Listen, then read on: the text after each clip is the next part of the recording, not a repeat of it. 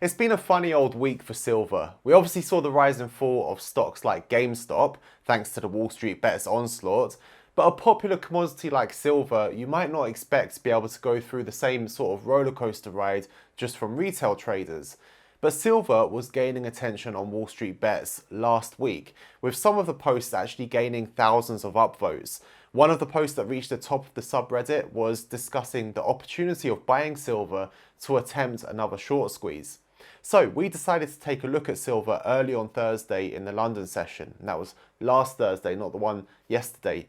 And we were looking at the hourly time frame, and there was nice structure there, and there were some opportunities to potentially trade it long depending on if we got the right sort of setup.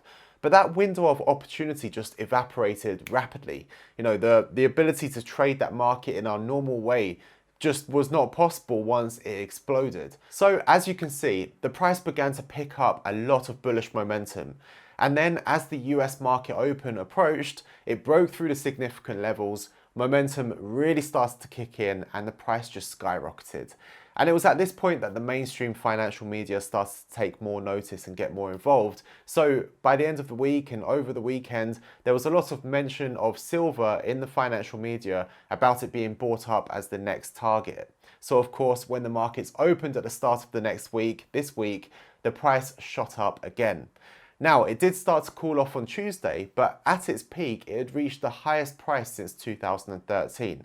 I think we definitely can't say this is a coincidence that the price reacted like that after it being mentioned on Wall Street Bets, but I am quite doubtful about how much of this is truly down to the Reddit crowd because, you know, it's different, an individual stock and something like silver. It could be that the mention of silver on Reddit was the catalyst, but it's sort of like Wall Street Bets is becoming like a hedge fund investor's dream. Rather than needing algos to scour the internet and get a gauge of sentiment from retail investors, it's right there being posted as plain as day.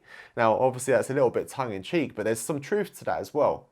Anyway, the problem with silver, like I mentioned a moment ago, is that it's an entirely different ball game to trying to create a short squeeze on a single stock like GameStop. There are many more forces at play.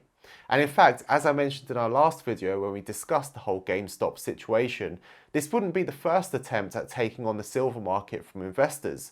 One of the most famous cases came in the late 70s and early 80s when there were two brothers who were also oil billionaires, and they tried and actually succeeded in cornering the silver market, at least for a short amount of time. The price rose from $11 in 1979 to $50 just a few months later, and it was estimated that they held around 1/3 of the world's supply of silver before taking into account what's owned by governments, so they had a big part of the market. However, in response to what was going on, regulations were changed to leverage, which was known as the Silver Rule 7, which increased the amount of margin that was required. And unfortunately for those greedy brothers, they were highly leveraged and they weren't able to meet the requirements.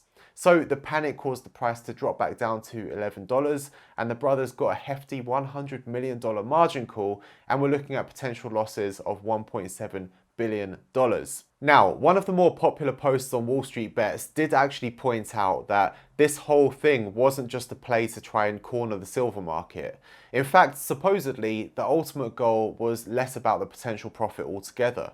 So just as we saw with GME, GameStop, many retail traders and investors aim their anger at institutions for the role that they played in previous crises and how they always seem to get away relatively scot-free from it. But this time, their target wasn't just a few hedge funds like it was with GameStop, it was actually JP Morgan, the largest bank in the US. So it won't surprise you to know that as the trade was gaining traction on Wall Street Bets, investors were flooding into silver. BlackRock's iShares Silver Trust ETF saw inflows totaling $1.5 billion for last Friday and Monday, and the London Bullion Market Association also said that more than 1 billion ounces of metal was traded on Monday, which was almost a record. However, on Tuesday, as we've seen, the silver price did start to pull back. The CME increased margin requirements, and this meant that many people had to liquidate their positions because it would have required more upfront capital to hold the asset and have those diamond hands. Now, this is something that actually people mentioned with the whole GameStop saga as well.